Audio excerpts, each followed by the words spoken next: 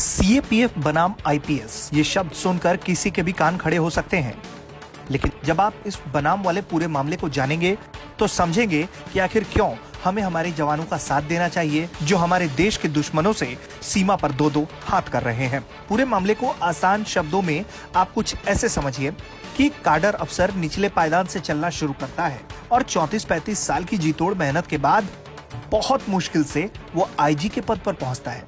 वहीं एक दूसरा व्यक्ति जो आईपीएस अधिकारी है वो महज 20 साल में आईजी बन जाता है। उस वक्त तक जो काडर अफसर पूरे लगन से देश सेवा में जुटा हुआ है वो महज कमांडेंट के पद तक ही पहुंच पाता है और ऐसे एक जमीनी अनुभव वाले व्यक्ति के ऊपर दूसरे अफसर को लाकर बॉस बना दिया जाता है। अब ये सुनकर आप भी कहेंगे कि ऐसा तो होना नहीं चाहिए। जी बिल्कुल, सीएपीएफ भी इसी के खिलाफ आवाज उठा रही है और देश की अदालतें भी इसमें उनके साथ हैं, लेकिन फिर भी उनके पक्ष में आने वाले अदालती फैसले लागू नहीं हो पा रहे हैं। अब समझिए कि पूरा विवाद क्या है। आईपीएस अफसर हमेशा ये कहते हैं कि उनकी केंद्रीय प्रतिनियुक्ति का प्रावधान जो है वो सीएपीएफ के रिक्रूटमेंट नियमों में है। वहीं सीएपीएफ का कहना होता है कि ये शुरुआती दौर के लिए था जब केंद्रीय बलों में वरिष्ठ पदों पर अधिकारी नहीं थे, लेकिन अब हालात ऐसे हैं कि अधिकारी तो बहुत हैं, लेकिन वो अपने अधिकारों से वंचित हो जाते हैं। कारण आईपीएस आईजी और उसके ऊपर के पद पर खुशी खुशी प्रतिनियुक्ति ले लेते हैं। आईपीएस अफसरों का कहना होता है कि सीएपीएफ के रिक्रूटमेंट नियमों में 20 से 25% डीआईजी, 50% आईजी और 75% एडीजी रैंक के पदों पर आईपीएस अधिकारी प्रतिनियुक्ति पर आते हैं।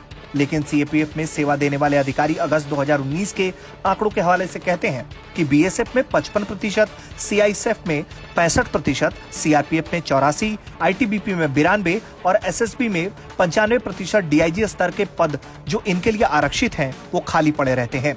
जबकि इन्हीं सुरक्षा बलों के आईजी स्तर से ऊपर के पद पर ये खुशी खुशी आ जाते हैं। वहीं दूसरी तरफ सीएपीएफ के जवान जान जोखिम में डालकर रोज देश सेवा करते हैं और फिर सालों की मेहनत के बाद बेहतरीन अनुभव हासिल करते हैं, लेकिन उच्च पदों पर उन्हें प्रमोट नहीं किया जाता।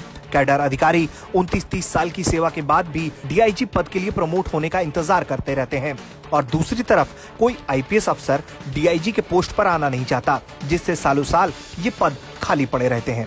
सीएपीएफ को 1986 में संगठित सेवा का दर्जा मिला हुआ है।